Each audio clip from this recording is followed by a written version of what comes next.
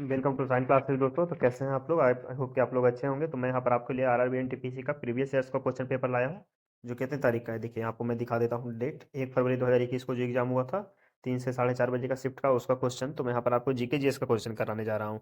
ठीक है, यहाँ पे मैं आपको जीके जीएस का क्वेश्चन कराऊंगा। अगर आपको अच्छा लगे तो आप वीडियो को देखिएगा, आगे थोड़ा सा देखिए, फिर मजा आएगा आपको क्वेश्चंस करने में। और मैं आप लोग के लिए पूरा सटीक लाया हूँ, ठीक है। कोई इधर उधर फालतू की बात नहीं, डायरेक्ट क्वेश्चन पे जाऊंगा मैं। जीके जीएस अगर आपको लगता है कि रीजनिंग का भी क्वेश्चन का जरूरत है सॉल्व करने का है, तो मैं आपको वो भी करूंगा। आप कमेंट में बता दीजिएगा कि रीजनिंग का भी कर दीजिए, मैथ का भी कर दीजिए, तो मैं भी वो भी कर दूंगा। लेकिन मैं यहाँ पर जीके जीएस का क्वेश्चन सॉल्व करूंगा, क्योंकि अभी जो एनटीपीसी एग्जाम है उसमें ज़्यादा वेटेज किसका है? जीके जीएस का है। तो आप लोग अंत तक बने रहिए इसमें, ठीक है। आप स्किप मत कीजिएगा। अगर आप सच में एनटीपीसी का एग्जाम क्लियर करना चाहते हैं तो आप तो वो तो पढ़ाई कर ही रहे होगे, लेकिन यहाँ पर प्रीवियस ईयर्स का क्वेश्चन भी आपके लिए जरूरी है। तो आप प्लीज़ इसको वीडियो को पूरा देखने का कोशिश कीजिए। मैं आपके लिए बोल रहा हूँ, ठीक है। मैं आपके लिए बोल रहा हूँ कि आप इस वीडियो को पूरा देखने का कोशिश कीजिए, स्किप मत कीजिएगा। तो आइए आप पहला क्वेश्चन देखते हैं कि भारत में किस तारीख को विश्व का सबसे छोटा दिन मनाया जाता है? तो किस तारीख को मनाया जाता है? तो यहाँ पर तो आंसर लिखा ही हुआ है, तो 22 दिसंबर को। कितना? तो 22 दिसंबर को विश्व का सबसे छोटा दिवस मनाया जाता है। और सबसे बड़ा दिन, तो सबसे बड़ा दिन कितना तारीख को मनाया जाता है? तो सबसे बड़ा दिन आपको पता ही होगा, 21 जून। 21 जून को क्या सबसे बड़ा दिन मनाया जाता है? तो ये आप नोट कर लीजिएगा, अगर कहीं पर आपको मौका मिले तो आप नोट कर लीजिएगा कि विश्व का सबसे बड़ा दिन जो है, जो 21 जून को, सबसे छोटा दिन है 22 दिसंबर को। अब ये नेक्स्ट क्वेश्चन देखते हैं कि नेक्स्ट क्वेश्चन क्या है। फिर नेक्स्ट क्वेश्चन देखते हैं, क्वेश्चन नंबर 3 देखते हैं कि क्वेश्चन नंबर 3 में क्या रहा है कि भारत में किसे स्थानीय स्वशासन का जनक, मतलब कि लोकल सेल्फ गवर्नमेंट का फादर किसे कहा जाता है? तो किसे कहा जाता है? तो ये थे लॉर्ड रिपन। लॉर्ड रिपन को क्या जाता है? स्थानीय स्वशासन का जनक। ठीक है। और लॉर्ड मिंटो तो आपको पता ही होगा, मोरलो मिंटो एक्ट कब आया था? मोरलो मिंटो एक्ट। तो ये भी आप कमेंट में बताइएगा कि मोरलो मिंटो एक्ट कब आया था। और लॉर्ड कर्जन जो बंगाल विभाजन से रिलेटेड है, ये देखिए लॉर्ड कर्जन बंगाल विभाजन से रिलेटेड है। तो ये सारा पॉइंट आपको नोट करते जाना है। और लॉर्ड मिंटो के बारे में कमेंट करके बताइएगा कि मोरलो मिंटो एक्ट कब आया है। ठीक है। क्वेश्चन नंबर यहाँ पे 4 पर देखेंगे। क्वेश्चन नंबर 4 क्या है? देखते हैं 4 कि भारत सरकार द्वारा किस ग्रामीण आवास योजना को पुनर्संचालित करके प्रधानमंत्री ग्रामीण आवास योजना में किया गया? मतलब कि पहले उसका नाम क्या था? ग्रामीण आवास योजना। अब उसका नाम क्या कर दिया गया? प्रधानमंत्री ग्रामीण आवास योजना। तो वो कौन सा है? तो वो है इंदिरा गांधी आवास योजना, जो पहले इंदिरा गांधी आवास योजना के नाम से जाना जाता था। मैं आपको यहाँ पर बता देता हूँ, देखिए। इंदिरा गांधी आवास योजना था ये वाला, ये देखिए इंदिरा गांधी आवास योजना, उसको अब क्या कर दिया गया है? तो प्रधानमंत्री ग्रामीण आवास योजना के नाम से कर दिया गया है। ठीक है। तो ये था क्वेश्चन नंबर 4। जो मैं आपको बदली बता चुका हूँ कि मैं सिर्फ जीके जीएस क्वेश्चन कराऊंगा। अब नेक्स्ट क्वेश्चन देखते हैं कि नेक्स्ट क्वेश्चन क्या है। तो यहाँ रविंद्रनाथ टैगोर ने किसकी वजह से अपनी नाइटहुड की उपाधि वापस कर दी थी? तो कौन से ऐसा कांड हुआ था, ऐसा कौन सा घटना हुई थी जिसकी वजह से रविंद्रनाथ टैगोर ने अपनी नाइटहुड की उपाधि वापस लौटा दी थी? जलियांवाला बाग जो नरसंहार हुआ था, उसके कारण ये रविंद्रनाथ टैगोर ने अपनी उपाधि वापस कर दी थी। और काकोरी कांड और चौरी चौरा कांड, भगत सिंह की फांसी कब हुई थी? तो ये आप सबको बताना है। भगत सिंह की फांसी को ही शहीद दिवस के रूप में भी जाना जाता है। ठीक है। और जलियांवाला बाग नरसंहार आपको 1919 में हुआ। ठीक है। काकोरी कांड भी उसी टाइम हुआ था। चौरा चौरी कांड भी हुआ था। तो सब एक ही ईयर के लगभग है, समझ गए। और जलियांवाला बाग नरसंहार कहाँ हुआ था, किसने करवाया था, ये भी आपको कमेंट में बताना है। ठीक है। अगर आप चाहेंगे तो मैं भी बता दूंगा, लेकिन आप लोग अगर कमेंट में बताते तो आप लोग के बारे में पता चलेगा कि आप लोगों ने अब तक क्या तैयारी की है। तो इसका आंसर आप लोग कमेंट में बताइएगा, ठीक है। अब नेक्स्ट क्वेश्चन देखते हैं कि नेक्स्ट क्वेश्चन क्या है। तो नेक्स्ट क्वेश्चन जी के जैसे क्वेश्चन देखते हैं, भारत छोड़ो आंदोलन की शुरुआत किस शहर से हुई थी? तो भारत छोड़ो आंदोलन की शुरुआत किस शहर से हुई थी? तो मुंबई से। ठीक है। भारत छोड़ो आंदोलन की शुरुआत मुंबई से हुई थी, और 1900 कितना में हुआ था? तो 1942। ये आप याद रखिएगा कि भारत छोड़ो आंदोलन 1942 में हुआ था। और ये कहाँ से हुआ था? तो मुंबई से हुआ था। ठीक है। अब नेक्स्ट क्वेश्चन देखते हैं कि विष्णु शर्मा द्वारा लिखित पुस्तक कौन सी है? तो विष्णु शर्मा द्वारा लिखित पुस्तक कौन सी है? तो पंचतंत्र है। ऑप्शन नंबर 2 देखिएगा यहाँ पर, पंचतंत्र विष्णु शर्मा द्वारा लिखित पुस्तक है। अर्थशास्त्र को किसने लिखा है? तो कौटिल्य ने। इंडिका को कौन लिखा है? तो मेगास्थनीज ने। तो राजा तरंगिणी को कलहन ने। तो आप यहाँ पर नोट कर लीजिएगा, अर्थशास्त्र कौटिल्य, इंडिका को मेगास्थनीज, और राजा तरंगिणी को कलहन। ठीक है, ये आप याद रखिएगा। अब नेक्स्ट क्वेश्चन है, क्वेश्चन नंबर 10 देखते हैं कि लाई डिटेक्टर उपकरण को किसके रूप में जाना जाता है?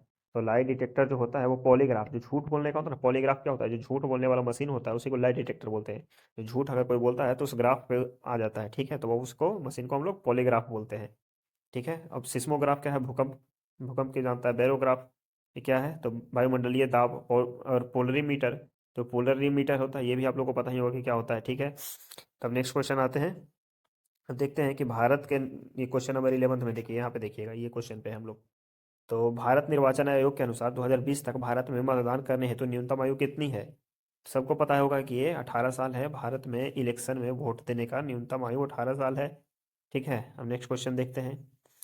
नेक्स्ट क्वेश्चन देखते हैं कि हरित क्रांति निम्नलिखित में किससे संबंधित है। तो हरित क्रांति किससे संबंधित है? खाद्य और अनाज से। ठीक है, मछली उत्पादन, जो लाल क्रांति बोलती है जिसको मछली उत्पादन बोलते हैं। दूध का उत्पादन क्या है? श्वेत क्रांति दूध उत्पादन है। तेल और बीज उत्पादन, ठीक है, तो ये इसका तेल और बीज उत्पादन का आप लोग कमेंट में बताइएगा क्या है, इसका बताइएगा आप लोग कमेंट में, तेल और बीज उत्पादन किससे है। ठीक है, अब आते हैं, देखते हैं पूना समझौता कब हस्ताक्षरित किया गया था। पूना समझौता जो हुआ था वो कब हस्ताक्षरित किया गया था। तो पूना समझौता कब हुआ था? तो 1932 में हुआ था। 1932 में पूना समझौता हुआ था, किसके किसके बीच में? तो महात्मा गांधी और भीमराव अंबेडकर के बीच में। ये पॉइंट आप नोट कर लीजिएगा, बहुत ही इंपॉर्टेंट पॉइंट है। महात्मा गांधी और भीमराव अंबेडकर के बीच में 1932 में पूना समझौता हुआ था। अब देखते हैं नेक्स्ट क्वेश्चन कि प्लासी के युद्ध के समय में बंगाल का नवाब कौन था। सबसे पहले आप लोग कमेंट में बताइए कि, मैं तो बता देता हूँ, ठीक है, हटाइए कमेंट में क्या। 1757 में हुआ था प्लासी का युद्ध। ठीक है, और किसके किसके बीच हुआ था? तो उस समय अंग्रेजों के बीच में हुआ था और बंगाल के नवाब सिराजुद्दौला। ठीक है, तो यहाँ पर ये याद रखिएगा, सिराजुद्दौला इसके बीच में हुआ था। उस समय बंगाल के नवाब सिराजुद्दौला थे। ठीक है, अब नेक्स्ट क्वेश्चन हम लोग देखेंगे, क्वेश्चन नंबर, यहाँ पे आ जाते हैं हम लोग। ये सारे तो मैथ्स का क्वेश्चन है, आप लोग कर लीजिएगा, अगर न होगा तो मैं बता दूंगा। ईवीएम, ईवीएम का पूरा नाम क्या है? तो इलेक्ट्रॉनिक वोटिंग मशीन। देखिए यहाँ पर ये वाला होगा, इलेक्ट्रॉनिक वोटिंग मशीन। ये क्वेश्चन नंबर 3 ये होगा, इलेक्ट्रॉनिक वोटिंग मशीन, ईवीएम का फुल फॉर्म। तो ये भी क्वेश्चन आपका आ सकता है, बहुत ही अच्छा क्वेश्चन था। ईवीएम का full form electronic voting machine. Microsoft Excel में वर्क बुक क्या होता है? किसका एक संग्रह होता है? जो संग्रह मतलब समझते हैं ना, किसका? वर्क शीट्स का होता है। वर्क बुक जो होता है, वर्क शीट्स का कलेक्शन जो होता है, संग्रह को हम लोग कलेक्शन बोलते हैं, तो वर्क शीट का कलेक्शन ही क्या होता है? वर्कबुक होता है। ठीक है, तो ये कंप्यूटर से भी रिलेटेड क्वेश्चन आ सकते हैं, आपको ध्यान में रखना है। तो कंप्यूटर से भी रिलेटेड आप थोड़ा पढ़ाई अगर नहीं करें तो उस पर ध्यान दीजिएगा, क्योंकि आपके लिए एक क्वेश्चन एक नंबर बहुत इंपॉर्टेंट होगा, जो मेरिट में आपको आगे पीछे कर सकता है। तो प्रथम भारतीय अंतरिक्ष यात्री कौन थे? तो प्रथम भारतीय अंतरिक्ष यात्री जो थे भारत के, वो राकेश शर्मा थे। और महिला कौन थी? तो कल्पना चावला थी। सुनीता विलियम्स कौन है? तो भारतीय मूल की महिला है, अभी भी वो अंतरिक्ष में है। उनका हाल ही में न्यूज आ रहा था, तो वो अभी भी अंतरिक्ष में फंसी हुई है। एपीजे अब्दुल कलाम कौन है? तो भारत के मिसाइल मैन है। APJ Abdul Kalam missile man है। और विक्रम साराभाई एक तरह से मानिए तो भारतीय जो अंतरिक्ष के हैं, और भारतीय जो परमाणु का है उसका एक मतलब कि ये महत्वपूर्ण अंग है। ठीक है, परमाणु के जो जनक हैं वो होमी जहांगीर भाभा के साथ विक्रम साराभाई ने उसकी स्थापना की थी, तो ये भी याद रखिएगा आप। ठीक है, अब यहाँ पर नेक्स्ट क्वेश्चन देखते हैं। क्वेश्चन नंबर 22 में क्या है कि विश्व पर्यावरण दिवस प्रतिवर्ष किस तारीख को मनाया जाता है? तो 5 जून। विश्व पर्यावरण 5 जून को मनाया जाता है, ये बहुत ही इंपॉर्टेंट क्वेश्चन है। ठीक है, और 7 अप्रैल को विश्व स्वास्थ्य दिवस मनाया जाता है, तो ये भी आप याद रखने रखिएगा। ठीक है, और बाकी 16 अगस्त और 16 जून को आप जाके खुद से भी कुछ कीजिए। ठीक है, खुद से पढ़ाई करके देखिए कि क्या है। अब मैं, चलिए अब नेक्स्ट नेक्स्ट क्वेश्चन आते हैं। नेक्स्ट क्वेश्चन है कि एशियाटिक जो है, एशियाटिक सोसाइटी ऑफ बंगाल की स्थापना किस वर्ष की गई थी? तो 1784 में, 1784 में की गई थी एशियाटिक सोसाइटी ऑफ बंगाल की स्थापना, तो ये भी याद रखिएगा आप। अब क्वेश्चन नंबर आते हैं। ये देखिए यहाँ पे शिव जी के जीएस का क्वेश्चन हम लोग कर रहे हैं, पहले ही मैं आप लोग को बता चुका हूँ। हाँ, आगे चलिए देखते हैं। आप देखते हैं Atal Atal Mission for Rejuvenation and Urban Transformation, जिसको अमृत नाम दिया गया है, ये प्रधानमंत्री मोदी के द्वारा लॉन्च किया गया था। तो इसका जो मुख्य रूप से किससे रिलेटेड है? तो ये मूलभूत नागरिक सुविधाएं, जो नागरिकों को मूलभूत सुविधाएं दी जाती है उससे संबंधित है। इसका नाम ही देखिए, Atal Mission for Rejuvenation and Urban Transformation. ठीक है, तो ये बहुत ही अच्छा क्वेश्चन है, प्रधानमंत्री मोदी के द्वारा लाया गया था। और इसका जो मुख्य कार्य क्या है? तो नागरिकों को मूलभूत सुविधाएं देना है। ठीक है, अब नेक्स्ट क्वेश्चन देखते हैं कि नेक्स्ट क्वेश्चन क्या है। नेक्स्ट क्वेश्चन है, ये देखिए आपको मैं दिखाता हूँ जीके जी इसका क्वेश्चन। ये कहाँ गया? हाँ, हमारा सौरमंडल गैलेक्सी का एक हिस्सा है। ठीक है, तो उसको क्या है? हमारा जो सौरमंडल है वो किस गैलेक्सी का हिस्सा है? तो किसका है? तो आकाशगंगा। ये तो आपने पढ़ा ही होगा, ये फिजिक्स ज्योग्राफी का अच्छा ही क्वेश्चन है। तो किसका है? तो मिल्क वे है, जो है किस गैलेक्सी का हिस्सा है हमारा सौरमंडल? तो आकाशगंगा का, जिसको हम लोग मिल्की वे भी बोलते हैं। ठीक है, अब नेक्स्ट क्वेश्चन देखते हैं। ये रायसीना हिल्स कहाँ स्थित है? रायसीना हिल्स कहाँ स्थित है? तो यह राष्ट्रपति भवन वाले स्थान पर स्थित है। जो भारत का राष्ट्रपति भवन है उसी को हम लोग यहाँ क्या बोला जाता है? रायसीना हिल्स बोला जाता है। जैसे कि प्रधानमंत्री का जो आवास होता है उसको अन्य मार्ग बोला जाता है, उसी तरह से राष्ट्रपति का जो आवास होता है उसको रायसीना हिल्स बोला जाता है। तो ये भी आपके लिए अच्छा ही क्वेश्चन था एक। अब देखते हैं नेक्स्ट क्वेश्चन देखते हैं कि निम्नलिखित में से किसे 24 दिसंबर 2014 को भारत का सर्वोच्च नागरिक पुरस्कार भारत रत्न से सम्मानित किया गया? तो किसे किया गया था? मदन मोहन मालवीय। मदन मोहन मालवीय क्यों? भारतीय, ये समझिए कि हिंदू के एक हिंदू एक बहुत ही मतलब कि अग्र हिंदू नेता के रूप में इन्हें जाना जाता है। मदन मोहन मालवीय को। और ये जो संघ की स्थापना है उसमें भी इनका बहुत ही महत्वपूर्ण स्थान रहा था मदन मोहन मालवीय का। तो ठीक है, तो अब आप देखते हैं कि नेक्स्ट क्वेश्चन क्या है। तो नेक्स्ट क्वेश्चन देखते हैं, क्वेश्चन नंबर 43 में देखते हैं कि थायरोक्सिन के संश्लेषण के लिए कौन सा तत्व आवश्यक है। थायरोक्सिन, थायराइड जो आजकल बीमारी चल रही है, जो किसकी कमी से होती है, आयोडीन की कमी से होती है, आयोडीन की अधिकता से होती है। ठीक है, तो ये क्या है, तो आयोडीन। थायरोक्सिन, थायरोसिन संश्लेषण के लिए कौन सा तत्व आवश्यक है, तो आयोडीन है। अब देखिए प्रोटियम में कितने न्यूट्रॉन मौजूद होते हैं, तो प्रोटियम में 0 न्यूट्रॉन। ठीक है, प्रोटियम में 0 न्यूट्रॉन मौजूद होते हैं, तो ये भी आपको ध्यान रखना है। अब यहाँ पर आपको फिर बताता हूँ। चलिए नेक्स्ट क्वेश्चन है कि गुप्त साम्राज्य के निम्नलिखित में राजाओं में से कौन एक अच्छा बीना वादक भी था। मतलब गुप्त साम्राज्य था, उसमें वो एक साम्राज्य भी थे और समुद्रगुप्त। तो यहाँ पर इसका आंसर क्या है, समुद्रगुप्त है। ठीक है, तो समुद्रगुप्त क्या थे, भारत का, इन्हें नेपोलियन भी कहा जाता है। ठीक है, समुद्रगुप्त को भारत का नेपोलियन भी कहा जाता है, तो याद रखिएगा। नेक्स्ट क्वेश्चन देखते हैं, इकोलॉजी शब्द किसने गढ़ा है। तो इकोलॉजी क्या होती है, इकोलॉजी क्या होता है, पारिस्थितिकी से संबंधित। जो हमारा इकोसिस्टम है, जो हमारा पारिस्थितिकी है, उसी के अध्ययन को क्या बोलते हैं, तो इकोलॉजी बोलते हैं। ठीक है, तो इकोलॉजी का जो शब्द है वो किसने गढ़ा था, मतलब उस शब्द का आविष्कार किसने किया था, तो अर्नस्ट हेक्कल। यहाँ पे देखिए अर्नस्ट हेक्कल, इन्होंने ही इकोलॉजी शब्द को सबसे पहले लाया था, उसकी खोज की थी। ठीक है, नेक्स्ट क्वेश्चन है कि अस्पतालों में निकलने वाले जैविक कचरे को निपटान का सबसे अच्छा तरीका। आप देखिए, अस्पताल में इतना सारा जैविक कचरा रहता है, जो ऑर्गेनिक डस्ट, कचरा डस्ट बोल सकते हैं, डस्टबिन बोल सकते हैं। इसका निपटारण कैसे किया जाता है, तो इसका निपटान भस्मीकरण, उसको जला के किया जाता है, इंसिनरेशन। ठीक है, उसको जला भस्म कर दिया जाता है जला के। ठीक है, तो भस्मीकरण द्वारा किया जाता है। आइए नेक्स्ट क्वेश्चन देखते हैं। नेक्स्ट क्वेश्चन हम लोग यहाँ पर देखेंगे कि काजीरंगा राष्ट्रीय उद्यान, ये देखिए क्वेश्चन नंबर ये वाला, काजीरंगा राष्ट्रीय उद्यान से होकर गुजरने वाली किस राष्ट्रीय राजमार्ग की सीमा उद्यान के वन्य जीवों के लिए मुख्य खतरा बनी हुई है, तो NH-37। और काजीरंगा है कहाँ, तो काजीरंगा असम में है, ये भी आपको याद रखना है। काजीरंगा कहाँ है, तो असम में है। और असम की राजधानी दिसपुर। असम के मुख्यमंत्री अभी कौन है, तो हेमंत बिश्व शर्मा है। ठीक है, तो ये सारा पॉइंट आपको याद रखना है। अब नेक्स्ट क्वेश्चन देख रहे हैं कि सचिन तेंदुलकर ने अपना अंतर्राष्ट्रीय क्रिकेट में अपना 100वां शतक किस टीम के खिलाफ बनाया था। बहुत यार, सचिन तेंदुलकर के अंतर्राष्ट्रीय क्रिकेट में कुल कितने शतक है, 100। इसमें 51 किस में है, तो वनडे में, और 49 टेस्ट में है, 49 टेस्ट में। ठीक है, और वनडे में कितने हैं, तो 51 है। और इन्होंने अपना जो 100वां शतक बनाया था वो बांग्लादेश के खिलाफ बनाया था। ठीक है, बांग्लादेश के खिलाफ बनाया था। अच्छा, एक क्वेश्चन आप लोग यहाँ पर, आप लोग कमेंट में बताइए कि सचिन ने जो 200 रन बनाए थे, वो जो दोहरा शतक मारा था, वर्ल्ड क्रिकेट में पहला दोहरा शतक मारने वाले, वनडे क्रिकेट में, सॉरी, वनडे क्रिकेट में पहला दोहरा शतक मारने वाले प्लेयर कौन थे, सचिन तेंदुलकर से। तो इन्होंने किस देश के खिलाफ मारा था, ये आप लोग कमेंट में बताइएगा। ठीक है, हम नेक्स्ट क्वेश्चन देखते हैं कि इसमें से किसने अजमेर में 2.5 दिन का झोपड़ा बनाया था। 2.5 दिन का जो झोपड़ा था वो किसने बनाया था, तो कुतुबुद्दीन ऐबक ने। ये देखिए कुतुबुद्दीन ऐबक ने, जो कुतुब मीनार की भी नींव इन्होंने ही रखी थी। ठीक है, बाद में अलाउद्दीन खिलजी ने इसको पूरा किया, लेकिन कुतुब मीनार की जो नींव थी वो भी कुतुबुद्दीन ऐबक ने ही रखा है। तो ये बात, पॉइंट भी आप लोग याद रखिएगा अच्छे से।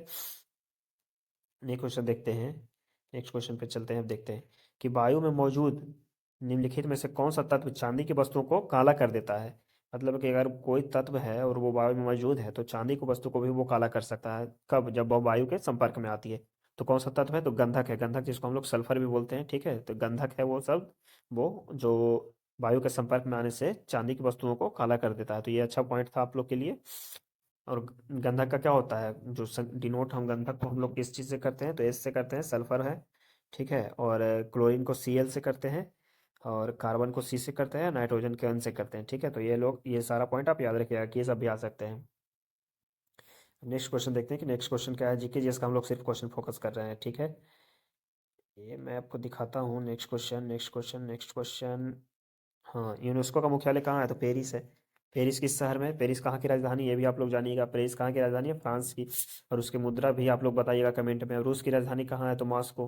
और वहाँ का भी कमेंट में आपको बताना है कि मुद्रा क्या है। नई दिल्ली तो आपको पता ही है भारत की। और लंदन, यूके, यूनाइटेड जो किंगडम है, या जिसको हम लोग इंग्लैंड बोलते हैं, तो वहाँ की राजधानी क्या है, लंदन। तो मैं बता देता हूँ, चलिए। फ्रांस का क्या है, पेरिस है। मॉस्को का रूस रूबल है। न्यू दिल्ली का भारत का तो रुपया है। लंदन का क्या है, यूरो है। लेकिन आपको पेरिस का बताना है कि पेरिस का क्या है, पेरिस का जो मुद्रा है वो क्या है। अब नेक्स्ट क्वेश्चन देखते हैं, एफएओ को सोफिया 2020 के डाटा अनुसार कौन सा विश्व का सबसे बड़ा मछली उत्पादक है।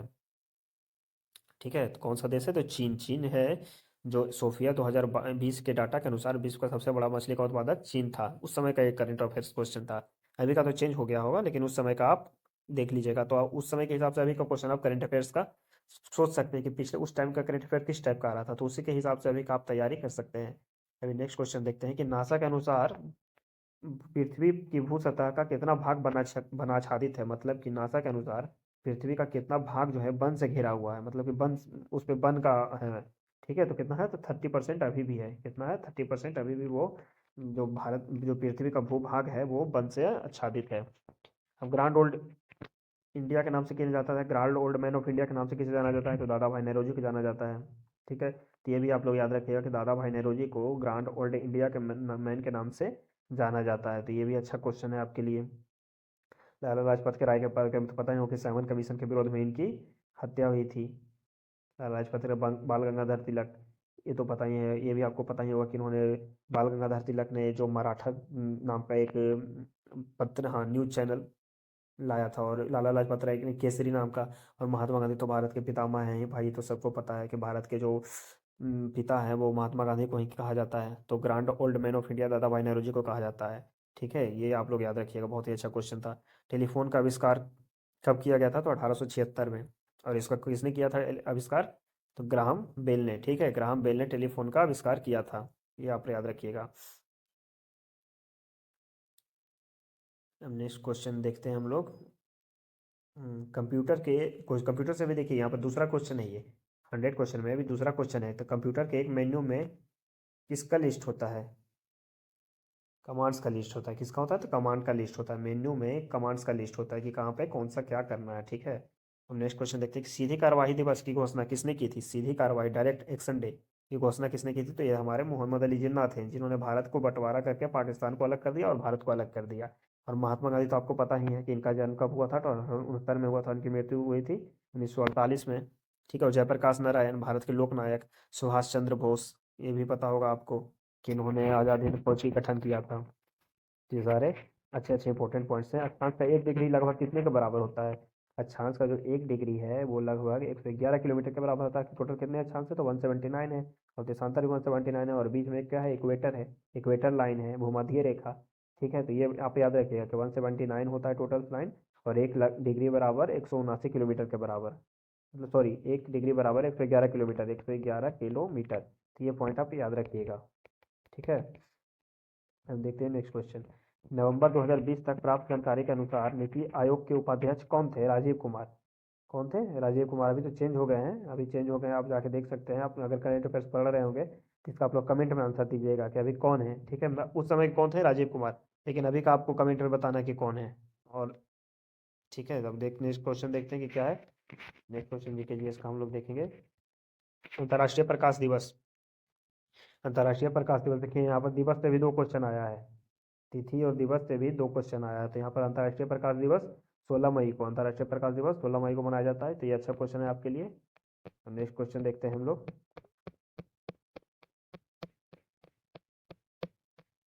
चलिए हम लोग लास्ट में ही आ गए हैं अब, मतलब एक क्वेश्चन भी नहीं है, तो अपने मैंने आप लोग को जितना भी क्वेश्चन बताया था सब बहुत ही इंपॉर्टेंट क्वेश्चन था, तो आप लोग रिपीट मोड में भी ये सारा क्वेश्चन देख सकते हैं, और सारा क्वेश्चन आपके लिए इंपॉर्टेंट है, लगभग 30 to 40 क्वेश्चन रहता है, तो सारा का सारा क्वेश्चन आपको इंपॉर्टेंट रहता है। अगर लगता है कल से कि आप कमेंट में बताइएगा कि सर मैथ का भी करवाइए और रीजनिंग का कराइए, तो मैं उन लोग उसका भी कराऊंगा, आप लोग को उसका भी मैं पूरा डिस्कशन कराऊंगा अगर आप लोग को जरूरत है तो, लेकिन मैं फिलहाल जीके जीएस पे ज़्यादा फोकस कर रहा हूँ, क्योंकि मैथ तो सब पढ़ता है ना, और जीके जीएस है जो सबसे, देखिए आपका मैथ तो सब कवर कर लेगा, रीजनिंग भी कवर कर लेगा, लेकिन जो मेरिट बनेगा ना वो आपको जीके जीएस पे बनेगा, ये आप याद रखिएगा कि मेरिट जीके जीएस पे बनेगा। जिस लड़का का जीके जीएस वीक रहा उसका चला जाएगा, और जो थोड़ा सा अच्छा कर लेंगे उनका सारा कवर हो जाएगा। तो आप इस, अगर आप लोग को ये वीडियो अच्छा लगा हो तो आप लोग कमेंट कीजिएगा कि क्या कमी है और क्या अच्छा है, फिर मैं आगे और वीडियो में इम्प्रोवाइज करूँगा, इम्प्रूवमेंट करूँगा। तो अगर आप लोग को अच्छा लगे तो आप लोग शेयर करिएगा जो भी आप लोग के दोस्त तैयार कर रहे हैं, और प्लीज़ लाइक ज़रूर कीजिएगा और सब्सक्राइब भी कीजिएगा। ठीक है, थैंक यू।